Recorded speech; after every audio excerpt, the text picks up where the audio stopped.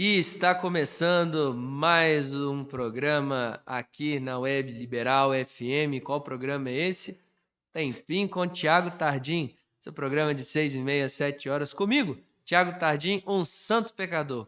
Programa que é patrocinado pela Igreja Presbiteriana Nova Vida, a qual eu tenho grata satisfação de ser pastor, aqui mesmo, Carmo do Paranaíba, na Avenida Presidente Tancredo de Almeida Neves, número 952, bairro Paranaíba. Vá lá nos visitar, as portas estão abertas, estamos te esperando. E também patrocinado pelo meu canal no YouTube, Graça em Memória, Cantando e Contando as Escrituras. A boa notícia é que nesses longos episódios, nessa longa caminhada de vários episódios, se você perdeu algum, se você quiser rever algum, fique tranquilo. Vá lá no YouTube, procure o canal da rádio Liberal FM, se inscreva e lá você encontrará a playlist Tempinho com Tiago Tardim, com todos os episódios. Inclusive, comente aqueles que você for rever ou assistir, nos dê um feedback. Isso é muito importante. O que nós podemos fazer para melhorar e assim o programa ser ainda mais edificante na sua vida. E dê uma olhada também nas outras playlists de outros programas da rádio gravados. Quem sabe ali não há algum tema que lhe seja pertinente. Aqui nós estamos caminhando agora à luz do livro de Jó, entendendo a sabedoria de Deus, entendendo como viver a vida como Deus quer e requer, nesse livro que fala muito de sofrimento, mas que também tem muito a nos ensinar em sabedoria, como nós já vimos em pelo menos 3 episódios. E quem está nos auxiliando nessa caminhada no livro de Jó é o casal Timothy Keller, falecido pastor norte-americano presbiteriano, e a sua esposa ainda viva, Kate Keller, no livro que eles publicaram, A Sabedoria de Deus, um ano de devocionais diários em Provérbios, que a versão em português foi publicada pela editora Vida Nova. Nós vamos então continuar analisando o livro de Jó e hoje nós vamos especificar a respeito do moralismo. No nosso último encontro tratamos sobre o moralismo e o ceticismo, mas eu falei que o moralista é algo que está mais presente entre os amigos de Jó que o confrontam. Então nós vamos ver um pouquinho desses amigos, o que eles estavam apresentando para Jó, qual era a falha do pensamento deles, para então nós tirarmos aqui a verdadeira lição. Então, fique com a gente, pegue o seu cafezinho, seu bloco de notas, que está começando mais um Tempinho com Tiago Tardim. Lembra-te disto agora. Qual foi o inocente que já pereceu? E os corretos? Onde foram destruídos? Pelo que tem tanto pecado e semeia o mal, haverá de colher isso. Jó 4, 7 e 8. Moralismo. Jó perde praticamente tudo. Em uma primeira sessão, ele perdeu todos os seus filhos, todos os seus bens, todas as suas posses.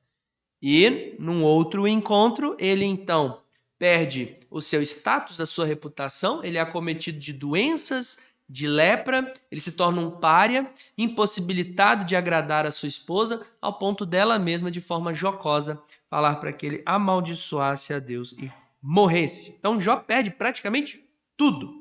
Seu amigo, entre aspas, vimos, né, que esses amigos são amigos da onça, ele diz a ele que pessoas boas são abençoadas e pessoas más são amaldiçoadas. Portanto, o fato de Jó estar sofrendo deve ser culpa dele mesmo. Então aqui nós temos também um clássico exemplo do moralismo. Ontem, quando nós tratamos sobre os dois extremos, o moralista e o cético, nós vimos que um grande exemplo de moralista na Bíblia são os próprios fariseus. Mas nós temos também outros exemplos. E os 3 amigos de Jó, Elifaz, Bildade e Zofar, se enquadram nessa categoria. É claro que aqui há um destaque maior a Elifaz, que é o primeiro, possivelmente dos 3 era o mais velho. Mas nós vamos também investir um pouquinho de tempo falando sobre quem eram esses 3, Elifaz, Bildade e Zofar.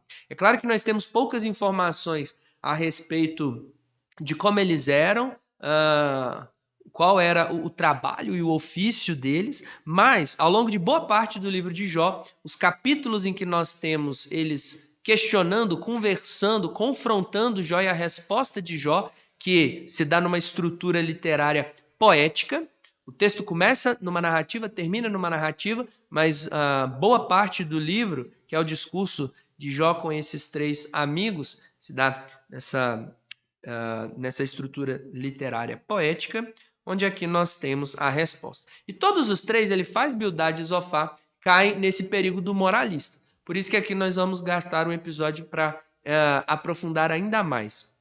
Não querendo com isso diminuir o perigo do ceticismo, é tão perigoso quanto, como vimos ontem, mas devido ao fato de que no livro de Jó há mais presença de moralismo, então cabe aqui nós investirmos um pouco mais. Então, nós vamos ver o que o pensamento dos 3 tem em comum e a particularidade, porque na verdade o que nós temos aqui são graus de punição, onde ele faz o primeiro, ele tem uma visão moralista, do senso comum. Bildade já tem uma visão mais robusta, e Zofar dos 3 é o mais rígido e até mesmo um tanto perverso, quando você pegar para ler como que ele trata com Jó. O que nós podemos dizer que eles têm em comum? Ora, os 3 reconhecem e admitem que existe um Deus soberano e justo. O problema do moralista não é o que ele afirma a respeito de Deus.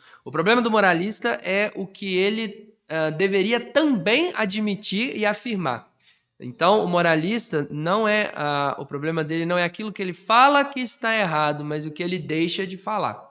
E uma verdade incompleta acaba não se tornando uma verdade de fato. Então, tanto os 3, ao longo dos discursos que nós temos ao longo do livro de Jó, eles admitem que existe um Deus soberano e justo. Mas aí que está o primeiro problema.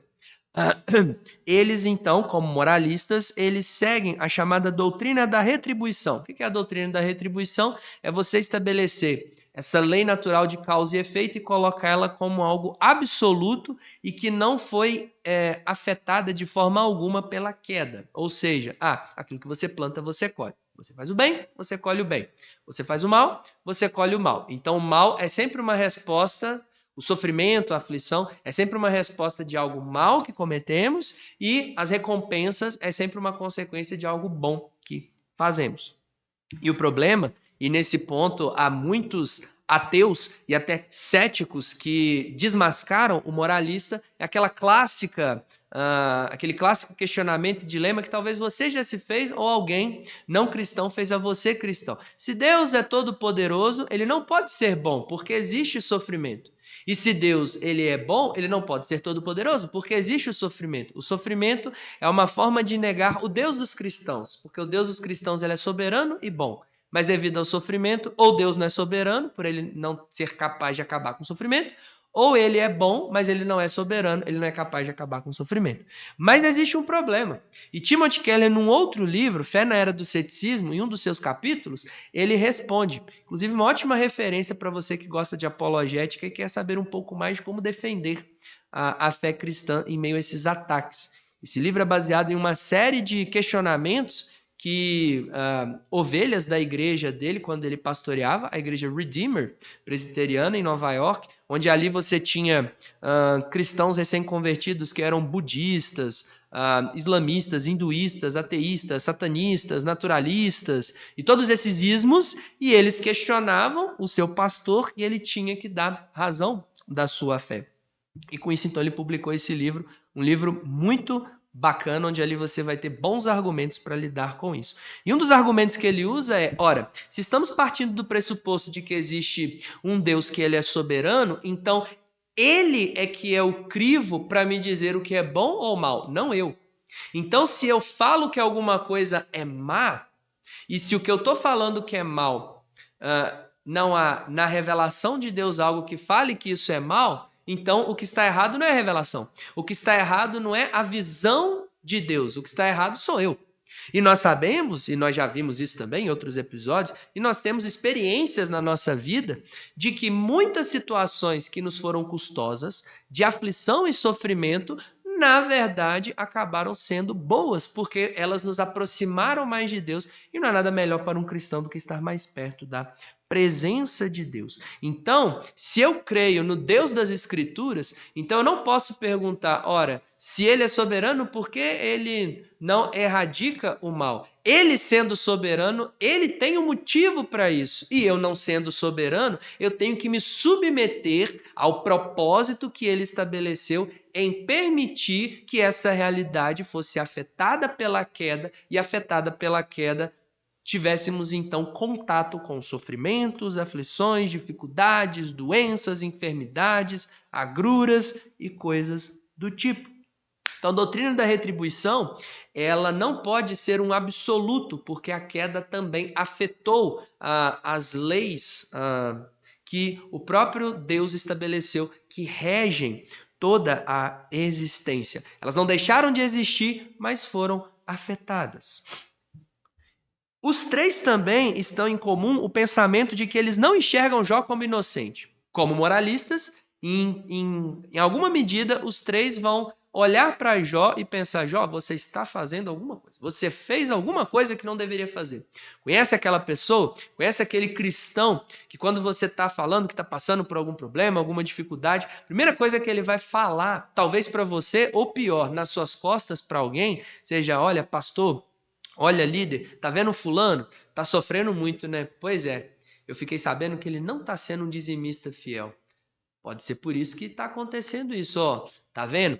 Ele não está sendo tão frequente nas nossas escolas dominicais ou no culto à noite. E talvez por isso que ele está passando por tudo que ele está passando. Essas enfermidades, esses problemas no trabalho. Então, a gente não pode fazer sempre essa relação de causa e efeito, porque nós não somos os árbitros. Só Deus é capaz de olhar para um fato e estabelecer a verdadeira, perfeita e absoluta causa e efeito disso. E eles trazem muitas verdades teológicas, mas o problema é que trazer verdades teológicas tirando o seu contexto tornam verdades teológicas material para engano. Esse é o problema do moralista. Na verdade, esse é o problema de qualquer corrente de pensamento religioso ou filosófico que pegue verdades bíblicas, mas não contemple o todo ou acrescente coisas a verdades bíblicas ou queira fazer uma salada. Isso sempre vai trazer problemas. E é por isso que no final os três são repreendidos por Deus duramente. E não fosse a maturidade de Jó de perdoá-los e oferecer um sacrifício para que Deus não levasse em conta o pecado da tolice do que Elifaz, Bildade e Zofar estavam fazendo com Jó, aumentando ainda mais o fardo do seu sofrimento e angústia, em vez de serem irmãos e compartilharem as cargas uns dos outros, um dos princípios de mutualidade que o próprio apóstolo Paulo, em uma das cartas, fala que é dever dos cristãos, dos servos tementes a Deus. Então, essas são as características que eles têm em comum. Agora, a particularidade, para então nós voltarmos e ver o que o casal Keller quer nos ensinar para como fugir dessas respostas moralistas quando vierem os problemas, os sofrimentos e as aflições. Elifaz, possivelmente, ele era o mais velho, por isso que ele é o primeiro a falar. E nós podemos deduzir isso porque, além desses três, havia um que é o Eliú, é o último a falar, e ele diz que era o último a falar porque ele era o mais jovem. E, curiosamente, dos quatro, o mais jovem era o que tinha maior sabedoria. Eu gosto muito desse episódio porque isso nos mostra que nem sempre o mais sábio é o mais velho, experiente. Claro que existe uma sabedoria que ela vem com determinada experiência, existe um tempo de maturação, mas nem toda pessoa velha vai ser automaticamente sábia e toda pessoa jovem vai ser inexperiente. Há muitas pessoas na igreja que têm 30, 40, 50 anos de igreja, mas que ainda vivem no leite espiritual. E há muitos jovens que realmente desfrutam das oportunidades e crescem e amadurecem, e mesmo sendo mais novos, eles então têm já um conhecimento, uma sabedoria, uma intimidade com Deus ainda maior e melhor. Nós vemos isso no caso de Eliú. A particularidade de Elifaz é que ele baseia os seus argumentos na experiência pessoal.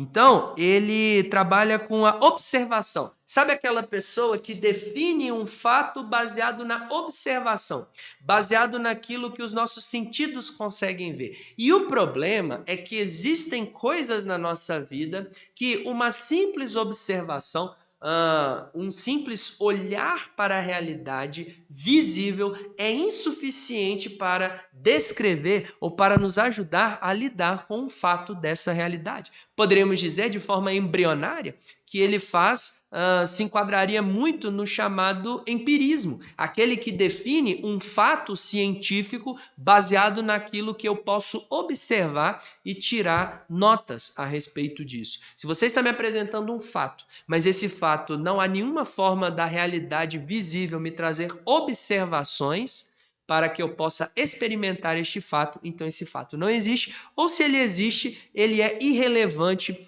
para a minha vida, para a minha existência. Então essa é a particularidade de ele faz. Ele baseia-se muito na observação. E o problema é que a observação pode nos enganar, como de fato muitas vezes nos engana. Você pode olhar para uma pessoa que está ajudando uma pessoa carente na rua e você não sabe a motivação do coração dela. Se a motivação do coração dela é o orgulho, se a motivação do coração dela é dar aquele dinheiro para que as pessoas que estão em volta falem bem dele e possam colocá-lo acima de outras pessoas, ele pode estar fazendo algo bom, mas biblicamente a obediência não é apenas quando nós fazemos aquilo que Deus manda nós fazermos, mas isso tem que partir de uma disposição, de uma motivação correta. E isso também precisa visar a glória de Deus. Sem esse tripé, nós caímos em desobediência, caímos em pecado. Ainda que você esteja fazendo algo visivelmente e moralmente bom. Esse é o problema do moralista. O problema não é o que ele faz, mas é a motivação do que ele faz e o para que ele faz. Já Bildade, que também é um moralista, mas Bildade ele já é do tipo mais tradicionalista. Sabe aquela pessoa que sempre recorre a coisas do passado para poder justificar que ele está certo e que o outro está errado? Se ele olhava para observação, ele era uma pessoa mais empírica. Já o Bildade é aquela pessoa mais nostálgica. Conhece aquela pessoa que, olha, tudo do passado é infinitamente melhor do que o que nós temos hoje. E mesmo quem tem uma tendência mais conservadora tem que tomar muito cuidado com isso. Porque, como eu vi certa vez meu professor do mestrado, pastor presbiteriano, Felipe Fontes, dizendo, nem tudo que tem cheiro de naftalina é sempre bom. Há muitas coisas do passado, existem coisas na categoria de tradição que não têm realmente relevância, e que bom que ficaram no passado e que não perduraram. Então não vamos escavar cadáveres e defuntos. Precisamos sim recuperar aquilo que vale a pena ser recuperado. Mas existem muitas coisas que no passado foram oferecidos, mas que no final das contas não trouxeram bons resultados, então que fiquem no passado. Bildade então se baseia muito nisso, em olhar para trás e olha, tudo que está para trás é o que vai nortear a minha visão da realidade. A tradição ensina que Deus abençoa os justos e castiga os maus. Portanto, o sofrimento de Jó só pode ser resultado do pecado. Então, a particularidade de Bildade é o moralismo que se baseia nas tradições, nas gerações. Olha, com meu pai, ele foi muito bem sucedido porque ele visava ser um servo temente a Deus. O avô do meu pai é a mesma coisa, o meu bisavô, meu tataravô, ou o contrário. Olha, o meu pai fez um monte de coisa errada e por isso ele sofreu nessa vida. O meu avô, a mesma coisa, meu bisavô e meu tataravô.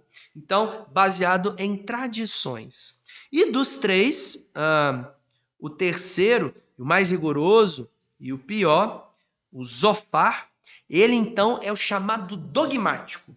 Se ele é o que observa a realidade e através da observação ele a define. Se Bildade é aquele que olha para trás e entende que a realidade só pode ser explicada por valores e pela tradição. Tomemos muito cuidado com isso, porque certa vez já disse pastor Hernandes Dias Lopes, citando um outro pensador, não podemos ter a nossa fé, a nossa vida baseado em tradições mortas. Temos que ter a fé viva de homens que já morreram e não viver uma fé morta. Zofar, então, dos três, ele é o mais agressivo. Por quê? Existem passagens em que Zofar, na verdade, olha para Jó e fala assim: Jó, o que você está sofrendo é muito pouco, você deveria sofrer mais. Olha que triste. E muitas das vezes nós agimos como Zofar. Nós olhamos para uma pessoa que está sofrendo e a nossa tendência é sempre pensar que há algo de errado que ela fez e ao invés de ouvir, ao invés de tentar diminuir o peso desse sofrimento, agindo como verdadeiros discípulos de Jesus, fazendo o que ele fez com a mulher adúltera, não condenando, não tampando pedra nela, seria o único perfeitamente íntegro, justo e com o direito de fazer isso, e ele mesmo não fez, não passou a mão na cabeça dela, ele mesmo falou, vai, não peques mais, e muitas das vezes nós queremos agir como aqueles que queriam apedrejar aquela mulher. E o pior, no caso de Zofar, querer aumentar ainda mais o sofrimento de Jó. Por isso que para ele Jó merecia sofrer ainda mais do que estava sofrendo.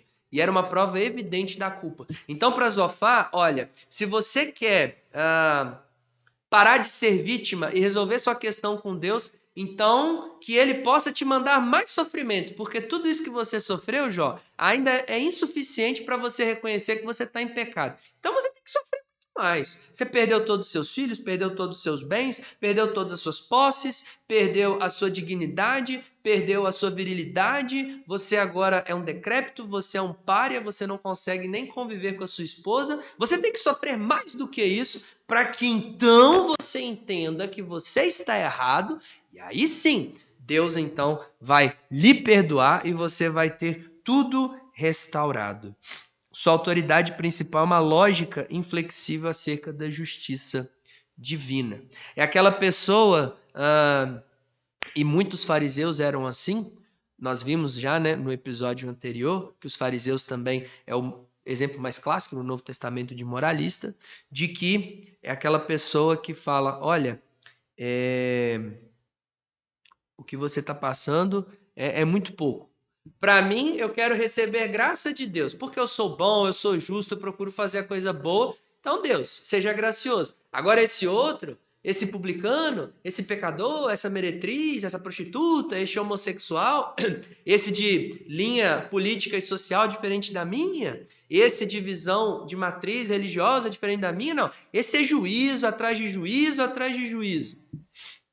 Ou, como certa vez João e Tiago disseram para Jesus, Jesus, quer que nós oremos para que Deus mande fogo e punir aqueles irmãos em um episódio em que Jesus estava passando e não quiseram ouvir o evangelho, e a resposta dura que Jesus dá aos chamados filhos do trovão era, vocês não entenderam o que é o reino de Deus. Então, esses são os amigos, entre aspas, de Jó. 3 moralistas, cada um com sua particularidade. Um olhando observando a realidade, o outro olhando para trás, a tradição, e o outro se baseando nessa rude justiça divina. Para o outro, não para si.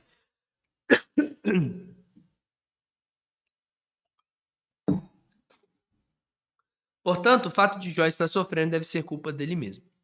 Sua fala soa notavelmente como provérbios, pois é verdade que há uma ordem moral que tende a recompensar o bem e punir o mal. No entanto, ele faz ao moralista, que acha que nada do que recebemos é graça. Tudo é ganho por mérito. Ele vê o mundo quase como uma máquina que você pode controlar com seu comportamento moral. Com esse ponto de vista, toda vez que o problema chega, ele não apenas o aflige, mas o destrói, porque você pensará que é tudo culpa sua. Esse é o problema do moralista. O problema do moralista é que a graça não é necessária. Porque tudo que eu recebo de Deus é baseado no que eu faço. Se eu estou recebendo por algo que eu faço, então não é graça. Paulo trata isso no capítulo 4 de Romanos. Ele fala, ora, se o que eu recebo de Deus é resultado do meu trabalho, então não é graça, não é favor imerecido, é mérito. Mas Paulo deixa bem claro que não é. Tudo que nós temos de Deus é graça. Não recebemos nada de Deus por algo que nós poderíamos oferecer, porque tudo que nós poderíamos oferecer para ele seria fruto de algo que foi afetado pelo pecado. Logo, é impuro, é incontaminado. Deus não aceita o impuro, Deus não aceita o incontaminado. Então é tudo graça. Até o ar que nós respiramos, até estarmos vivos, até o ateu ter fôlego para negar a existência de Deus, ele está utilizando algo que Deus graciosamente o deu, o fôlego de vida e a capacidade intelectual que ele usa mal para negar a existência de Deus. E com isso ele está indiretamente provando a existência de Deus. E já o caso do cético, o cético ele não só desconsidera a graça, mas para ele a graça não existe. Ou, se ela existir, ela não tem interferência nenhuma na vida. Porque não há propósito, não há um telos, não há uma razão de ser. Eu tenho que questionar tudo, viver a vida como ela existe. Não há nenhum destino ou algo maior do que isso. Então, em ambos os casos, a graça ela é ou desconsiderada ou ela é desprezada. Por isso que esses dois pensamentos são terríveis. Com esse ponto de vista, toda vez que o problema chega, ele não apenas o aflige, mas o destrói, porque você pensará que é tudo culpa sua. Em vez disso, precisamos saber 3 coisas. Primeiro, todos merecem condenação. A Bíblia é muito clara, Romanos 3:10. Não há nenhum justo, nenhum sequer, todos se extraviaram e a uma se fizeram inúteis. E além disso, nós temos também passagens em Salmos que também falam isso. Depois do pecado, todos que estavam sendo representados por Adão e Eva, todos foram afetados. Recebemos a culpa e a corrupção, a maldição do pecado, a culpa e corrupção. Tratamos disso em episódios anteriores. E assim todos nós vivemos apenas pela graça de Deus. Então, se eu estou aqui hoje, é por causa da graça de Deus. Porque devido ao meu pecado, aquilo que eu deveria receber de Deus, que seria mérito, a condenação eterna. E até mesmo o ímpio hoje, que não nasce já morto espiritualmente, ele ainda vive uma vida recebendo algum tipo de favor de Deus, que nós chamamos na teologia de graça comum ou grande graça, também é fruto disso. Então, tudo que nós temos é somente pela graça. Segunda lição, quando nós sofremos, de fato pode ser em parte para nos corrigir ou nos despertar. Existe o sofrimento proveniente do pecado, mas não necessariamente. Jó nos ensina que nem todo sofrimento e aflição é consequência dos nossos pecados ou do pecado de alguém que traz consequência para nós. Tudo o que sabemos é que todos os propósitos ocultos de Deus são bons. E terceiro, precisamos perceber que a bondade será recompensada e o mal punido, mas não totalmente, até o dia em que Deus julgar os pensamentos secretos dos homens por Cristo Jesus. Ou seja, essa lógica que Deus estabeleceu, o pecado não eliminou, mas ele distorceu, ela será plenamente restaurada, começou sua restauração com a vinda de Cristo, mas ela será plenamente restaurada na segunda vinda, onde sim, todo mal será punido, a segunda morte, e todo bem será recompensado no paraíso, o novo céu e a nova terra. Enquanto isso, nesse já e ainda não, estamos numa realidade em que muitas das vezes o bem aparentemente não prosperará, o mal aparentemente prosperará. Por isso que tanto o moralismo quanto o ceticismo devem ser desprezados. O moralista porque ele acredita que é possível viver o paraíso aqui na terra hoje, e não, o pecado nos afetou, até mesmo o próprio moralista, porque a motivação do bem que ele faz é errada, é para si e não para a glória de Deus. E o problema do cético é que não há sentido para nada disso, mas existe um sentido, existe um propósito, que plenamente será revelado e será visível e manifesto no novo céu e na nova terra. Você consegue confiar em Deus mesmo sem enxergar seus propósitos? Essa é uma evidência de maturidade espiritual. A capacidade que eu tenho de olhar para Deus e saber que há coisas que Ele está me ocultando, mas ainda assim crer que os seus propósitos são sempre bons e a sua vontade para aqueles que o amam é sempre boa, perfeita e agradável. Então, que isso nos sirva de lição para termos cuidado em não agir como os amigos de Jó e ter muito cuidado com aqueles no nosso meio que agem como os amigos de Jó. E eu te espero amanhã para mais um tempinho com o Tiago Tardim. Fique agora com esse louvor, medite nele. Até a próxima.